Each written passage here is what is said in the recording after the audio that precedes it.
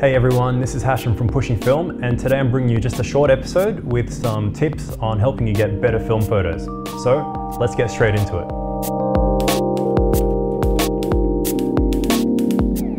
Alright, my number one tip for getting better film photos is to get out there and practice. It's like anything else. If you want to get better, you have to practice. Get used to your camera, go out there whenever you have time and practice, even if it's no film in there. That way you're going to get used to the hardware.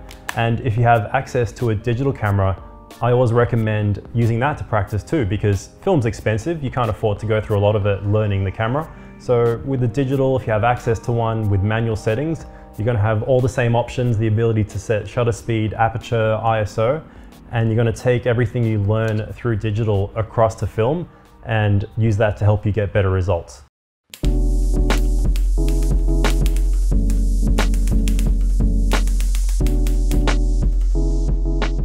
Alright, so the second tip is to hold the camera properly. Another fundamental of photography in general, but I see a lot of people making this mistake, holding the camera away from their body with the focusing hand out in the air like this. But ideally what you want to be doing is bringing the camera in close to your body with your elbows braced against your torso and have the camera up against your face just to get that extra bit of stability, because unless you're going for intentional blur, stability is important with all types of photography, especially when you're wasting through a lot of film. So also try and use a good shutter speed, but again, hold the camera properly.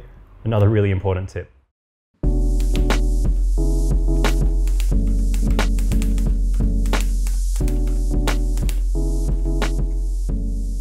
My third tip is to use a good lab. This is really important because they're the ones delivering your final product to you. So if you're not developing yourself, choose a lab that's going to give you the final product you're after. And I always recommend going with a local lab if you can. Try and support your local community and the smaller guys, and take your film into a place where you can have that face-to-face communication. So try and express to the lab any concerns you have, any issues, any requirements.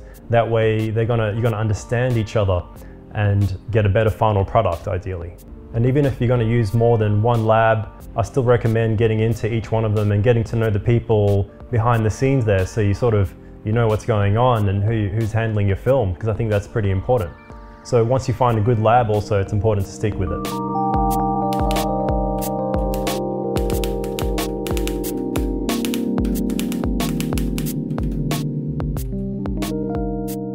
Tip number 4 for better film photos, and a pretty important one, is to try and expose for the shadows, or in other words, lean towards overexposure. If I'm taking a portrait, generally I'll be pointing my camera down towards the shadow or mid-tone areas of the shot, which might be the person's clothing or body, or under their chin where there's a bit of the darker tones of the scene, and then recompose and take the shot. That way you're going to avoid the backlight of the sky or background throwing off your meter and underexposing your film. The reason for that is that film handles overexposure much better than it does underexposure. So unless you're going for that darker, moodier, gritty sort of look with your film photos, lean towards overexposure.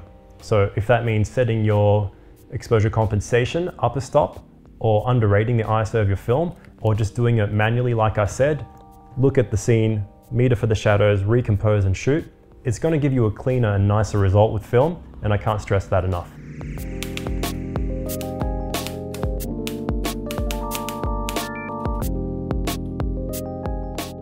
My 5th tip for better film photos is to write notes. I know that's going to sound a little bit weird, but it's not a digital camera. It's not going to save metadata to the film. So the only way, unless you have a really good memory, is to write notes. I'm not saying to do this for every single shot and roll that you shoot, but if it's important, or if you're striving to learn from this particular roll of film, get a notepad, even if it's just a blank one or one of the many actual notepads available on the internet for writing film notes. It's going to enable you to write down any important information in terms of the camera, the film you use, the ISO, the shutter speed, and that way if you need to go back and reference it, you're going to know what you did right or wrong and help you get a better result next time.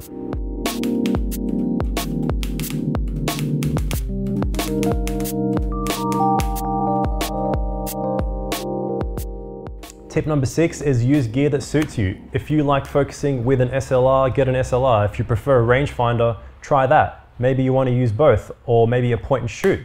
So if you wanted something more automated, you could go with that.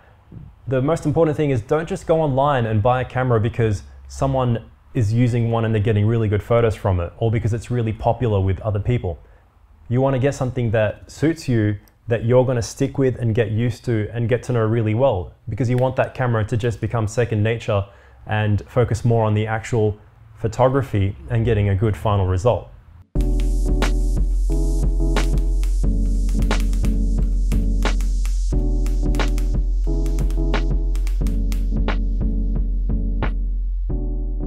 Tip number 7 is to look after your gear. So with film cameras, unlike digital, they actually do require regular maintenance and they are largely serviceable with the exception of some, more plastic type of point and shoot cameras.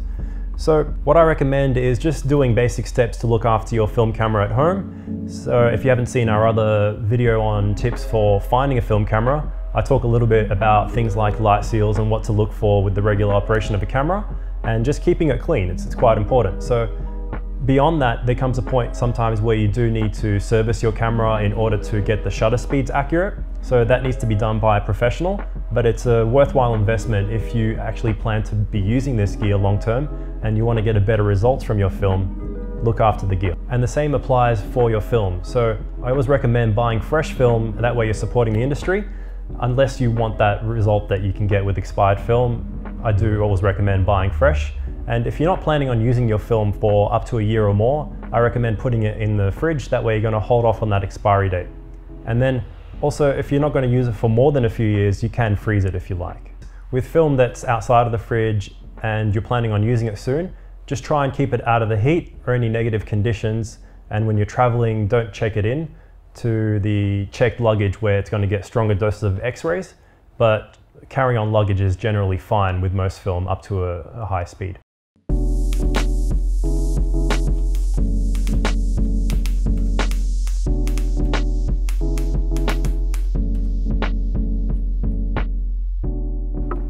All right, my next and final tip is to print your images. So whether that means printing them at home on your own printer or at a printing shop or even in the darkroom, it's really worth doing. So next time you're at the lab, if you're someone who doesn't normally print, ask for a set of prints. It's often only a few bucks to add it on, and nothing really beats looking at your photos in a printed form, just all spread out and on paper, because I think that's the best way to actually look at your images, especially if you're working on some kind of project. And the final aim for a really good photo is to probably make a really good print of it, in my eyes. So go out there, take some photos and try printing them.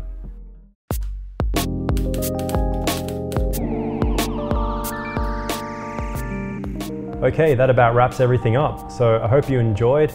Those were my 8 tips for better film photos. Hopefully there's something that you can take on board there. And even if there's just 1 or 2 of those tips that you can try employing to help you get better results from your film photography.